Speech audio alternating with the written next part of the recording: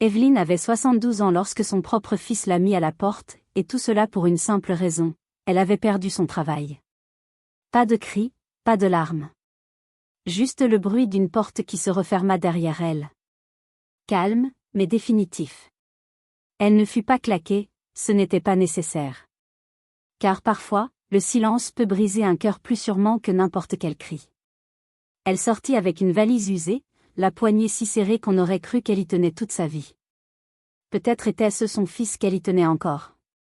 Jason se tenait dans l'embrasure de la porte, les bras croisés, évitant son regard. Melissa, sa femme, s'appuya contre le cadre derrière lui, arborant ce demi-sourire que les gens affichent lorsqu'ils ont enfin obtenu ce qu'ils voulaient. « Tu ne peux plus rester ici, maman », dit Jason d'une voix neutre. « On a des factures pour les enfants. On ne peut tout simplement plus te porter aussi. Je suis désolé. » Personne ne la prit dans ses bras. Personne ne lui demanda si elle allait bien. Elle, qui un jour avait sauté des repas pour acheter à Jason son tout premier manuel universitaire. Aujourd'hui, elle n'était plus qu'un fardeau sans salaire. Alors, elle marcha. Pas à pas. La valise raclait le trottoir derrière elle, comme si elle murmurait « Tu es toute seule maintenant ». Mais ce que Jason ignorait, ce que personne ne savait, c'est qu'à l'intérieur de ce vieux sac en cuir se trouvait une carte de débit, et l'accès à un compte bancaire caché contenant 1,4 million de dollars. Evelyn ne pleura pas. Pas quand elle quitta le Porsche. Pas quand ses jambes commencèrent à lui faire mal à mi-chemin de Maple Street. Pas même quand elle s'assit sur le banc de bois froid, à l'arrêt de bus, 3 pâtés de maison plus loin, devant ce qui avait été sa maison. Elle resta juste là, assise, les mains voûtées sur la poignée de son sac, à regarder le monde passer, comme s'il l'avait déjà oublié. Jason ignorait qu'Evelyn n'avait pas été renvoyée. Elle avait démissionné. Son dos la faisait souffrir. Le médecin l'avait prévenu, ne plus soulever de charges lourdes. Cela pourrait abîmer sa colonne de manière irréversible. Alors, après des années à aider à la friperie de l'église, elle s'était discrètement retirée. Le pasteur lui avait demandé de rester. Elle avait souri, répondu qu'elle avait besoin de repos. Et elle s'était reposée. Elle avait besoin de se reposer d'une vie de survie. Elle avait élevé Jason seule après la mort de son père dans un accident sur un chantier. Elle avait nettoyé des chambres de motel, frotté les sols d'hôpitaux, dit non aux chaussures neuves pour qu'il puisse avoir des livres. Elle l'avait fait avec fierté. Avec amour. Mais le plus dur dans la maternité, comprenait-elle maintenant, ce n'était pas le sacrifice. C'était l'oubli. Le silence qui s'ensuivit était plus lourd que n'importe quel reproche. C'est ce silence-là qui vous écrase, celui des personnes même pour qui vous avez tout donné, et qui ne veulent plus vous voir. Evelyn avait connu la faim. Elle avait connu la solitude. Elle savait ce que c'était que de compter des pièces de monnaie dans une cuisine sombre, en prétendant que l'ampoule vacillante était suffisante. Mais ce qu'elle n'avait jamais connu, c'était le rejet. Le rejet de la part de son propre enfant. Et pourtant, elle ne le détestait pas. Elle ne pouvait pas. À la place, elle fouilla dans son sac à main et en sortit un morceau de papier plié. Un acte ancien, jauni, tamponné. Il datait d'il y a 34 ans, après le décès de son mari. La compagnie d'assurance lui avait envoyé un modeste paiement, et caché à l'intérieur de cette enveloppe, un acte foncier. 40 acres, dans un coin reculé de l'État. Un héritage d'un vieil oncle dont on ne se souvenait à peine. À l'époque, tout le monde disait que ce terrain ne valait rien, pas d'eau, pas de route, pas d'électricité. Vends-le pour quelques milliers, lui conseillait-il. Mais Evelyn ne l'avait pas fait. Chaque année, elle réunissait juste assez d'argent pour payer les taxes foncières. Même quand elle n'avait rien. Elle le gardait. Au cas où, se murmurait-elle à elle-même. L'automne dernier, un homme en costume s'était présenté à l'église. Il travaillait pour une société de développement. Il construisait une grande installation d'énergie solaire et avait besoin précisément de cette parcelle. Il fit une offre. Evelyn ne broncha pas. Elle posa simplement une question. Est-ce que cela peut rester privé? 3 semaines plus tard, 1,4 million de dollars furent discrètement transférés dans une fiducie, gérée par une organisation à but non lucratif, au nom de son défunt mari. Pour le monde extérieur, elle restait Miss Evelyn.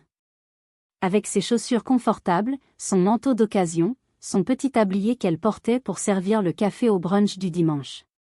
Mais désormais, elle avait des options. Cette nuit-là, elle ne s'enregistra pas dans un hôtel. Elle passa la nuit dans un refuge pour femmes. Pas parce qu'elle y était forcée. Parce qu'elle le voulait. Elle voulait s'asseoir à côté de gens qui ne lui demanderaient rien. Des gens comme elle. Invisibles. Elle partagea le peu de nourriture qu'elle avait dans son sac, écouta leurs histoires. Elle rit doucement à une blague. Elle tint la main d'une femme qui pleurait parce que sa fille ne la rappelait plus. Et pour la première fois depuis longtemps, Evelyn se sentit vue.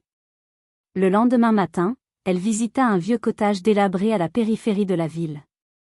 Les fenêtres étaient fissurées, la peinture s'écaillait, les mauvaises herbes grimpaient le long des balustrades du porche. Elle paya en espèces. 3 semaines plus tard, sous le nom de Grace Holdings LLC, l'endroit avait changé. Nouvelle peinture, toit réparé, panneaux solaires installés, un jardin tout neuf. Mais personne ne savait que c'était à elle. Et c'était exactement ce qu'elle voulait. Elle ne voulait pas de vengeance. Elle ne voulait pas que les voisins parlent. Elle ne voulait pas que Jason ou Melissa reviennent, rampant, maintenant qu'elle avait de l'argent. Ce qu'Evelyn voulait, c'était bâtir quelque chose. Quelque chose qui ne rejetterait jamais personne. Alors elle l'a fait. Elle a commencé à faire du bénévolat dans les banques alimentaires, les refuges, les centres pour jeunes. Toujours discrètement. Elle demandait ce dont ils avaient besoin, finançait secrètement les réparations, faisait des dons sous des noms que personne ne pouvait relier à elle. Et puis, un jour, elle acheta un bâtiment, une vieille salle communautaire abandonnée depuis des années. Elle la rebaptisa la table d'Evelyn. Ce n'était pas luxueux. Mais il y avait de la chaleur. Une vraie chaleur. De la soupe chaude, des lits propres, une musique douce. Un endroit pour les gens qui n'avaient nulle part où aller. Des gens comme elle. Des gens oubliés, non pas parce qu'ils étaient indignes, mais parce qu'ils n'avaient plus rien à offrir. Evelyn leur offrait quand même. Parce qu'elle se souvenait. Et parce qu'au fond d'elle, elle espérait encore que son fils, un jour, se souviendrait lui aussi. 2 ans passèrent. Les saisons tournèrent doucement. Le monde continua.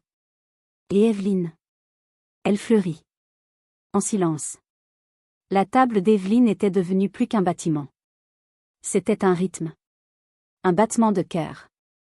Et sur le poêle, encore et toujours, la soupe continuait de mijoter. Chaque matin, des enfants jouaient dans le jardin, sous des tournesols plus hauts que leur tête. Chaque vendredi soir, des lumières brillaient à travers les fenêtres, alors que les gens se rassemblaient pour des dîners communautaires. Aucune question n'était posée. Aucune paperasse n'était nécessaire. Mais ailleurs, la vie n'avait pas été si clémente. Jason avait perdu la maison. Au début, ce n'était que de petits détails, des paiements manqués, des factures qui s'accumulaient. Puis l'avis d'expulsion était arrivé. Puis les serrures avaient changé. Melissa était partie. Elle avait emmené les enfants. Elle avait dit qu'elle avait besoin de stabilité. Jason avait essayé des petits boulots à l'entrepôt, avait même vendu sa vieille guitare. Mais rien ne fonctionnait. Finalement, il s'était retrouvé à dormir sur un lit de camp dans le sous-sol d'un ami, partageant des nouilles instantanées avec des cafards, se demandant où tout avait mal tourné. Un après-midi pluvieux, il entra dans la bibliothèque publique, simplement pour rester au sec. Près de la réception, il vit un dépliant. Papier couleur crème, écriture élégante. Un petit logo gravé dans le bois. Quelque chose d'étrangement familier. La table d'Evelyn. Repas. Soutien. Logement. Personne n'est laissé derrière. Il se figea. Ses doigts tremblaient. Il relut le nom. Evelyn. Ce ne pouvait pas être elle. Mais la douleur dans sa poitrine disait le contraire. Il lut l'adresse. Il connaissait la rue. Il était passé devant 100 fois sans jamais faire attention. Le lendemain matin, quelque chose l'Y poussa. Appelez ça de la culpabilité. Appelez ça de l'espoir. Ou le dernier fil qui lui restait. Il traversa la ville avec des chaussures usées, et trouva un petit bâtiment fraîchement peint, encadré de fleurs sauvages. Des rires d'enfants résonnaient à l'intérieur. De la vapeur s'échappait d'une bouche d'aération au-dessus de la cuisine. Et au-dessus de la porte d'entrée, sculptée dans le bois, figuraient ces mots. La table d'Evelyne, tout le monde a une place. Il entra. La chaleur l'enveloppa aussitôt. Pas seulement la chaleur physique, mais celle du pain frais, du cliquetis discret des plats, de la douceur des voix. Les bénévoles se déplaçaient comme s'ils faisaient partie de quelque chose de sacré. Et puis, derrière le comptoir, dans un cardigan beige, ses cheveux argentés soigneusement glissés derrière ses oreilles. Elle était là. Sa mère. Elle leva les yeux. Ses yeux s'écarquillèrent. Mais elle ne broncha pas. Jason se glaça. Dans sa gorge, les mots brûlés restaient coincés comme du gravier. Je ne savais pas où aller d'autre, murmura-t-il. Evelyne se leva lentement. Elle fit le tour du comptoir. Et s'arrêta juste devant lui. Jason ne pouvait pas soutenir son regard. Il tremblait. J'ai perdu la maison. Mélissa est partie. Je n'ai rien. Silence. Puis Evelyne parla. Doucement. Fermement. Entre. Tu as l'air froid. Elle le conduisit à une petite table. Il posa une tasse de thé chaud devant lui. Jason regarda autour de lui, toujours hébété. Cet endroit, il est à toi, demanda-t-il. Elle hocha la tête. Je pensais que tu n'avais rien, dit-il. J'avais la paix, répondit-elle. Et, assez. Sa voix se brisa. Pourquoi ne m'as-tu pas dit que tu avais de l'argent? Que tu allais bien? Elle le regarda avec tendresse. Parce que ça n'aurait rien changé. Il ne répondit pas.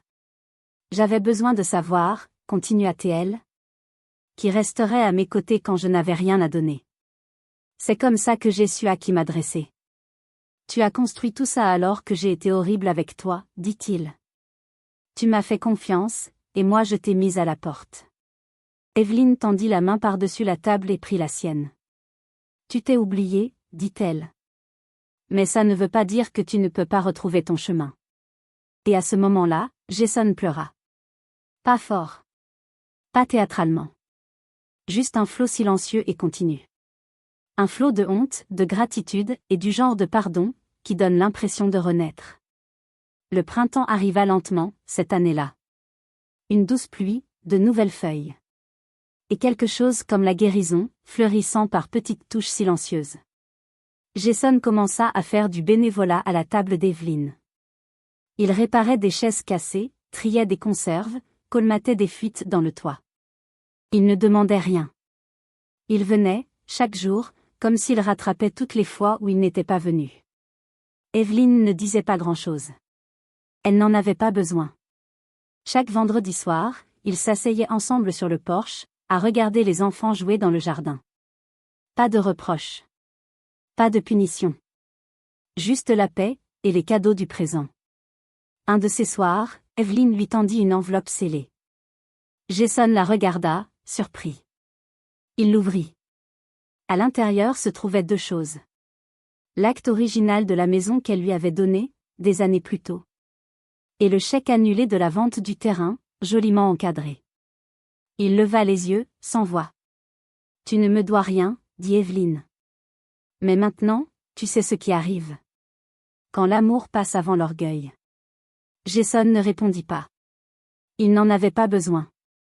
Il la voyait enfin. Pas seulement comme une mère.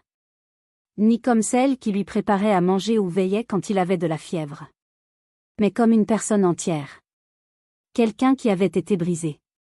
Et qui avait pourtant choisi la gentillesse. Evelyne s'éteignit paisiblement dans son sommeil cet automne-là. Pas de gros titres. Pas de longs discours. Juste une petite cérémonie en bois. Plus de 100 personnes y assistèrent. Des gens des refuges, des écoles, des églises. Des gens qui savaient exactement qui elle était. Jason se tenait devant, son tablier préféré à la main. Il prit une inspiration. Ma mère est partie un jour avec rien d'autre qu'une valise. Et un cœur tranquille. Mais dans ce silence, elle a bâti quelque chose de plus grand que tout ce que nous aurions pu imaginer. Il leva les yeux vers la porte. Gravée dans l'arche de bois, se trouvait la phrase qu'Evelyn avait écrite le jour de l'ouverture du refuge. Les portes qui se ferment derrière vous ne peuvent jamais égaler celles que vous ouvrez pour les autres. Et Jason, autrefois en colère, autrefois perdu, était devenu l'homme que sa mère avait toujours su qu'il pouvait être. Pas parce qu'elle avait de l'argent, mais parce qu'elle avait choisi l'amour plutôt que la vengeance. Et le pardon plutôt que l'orgueil.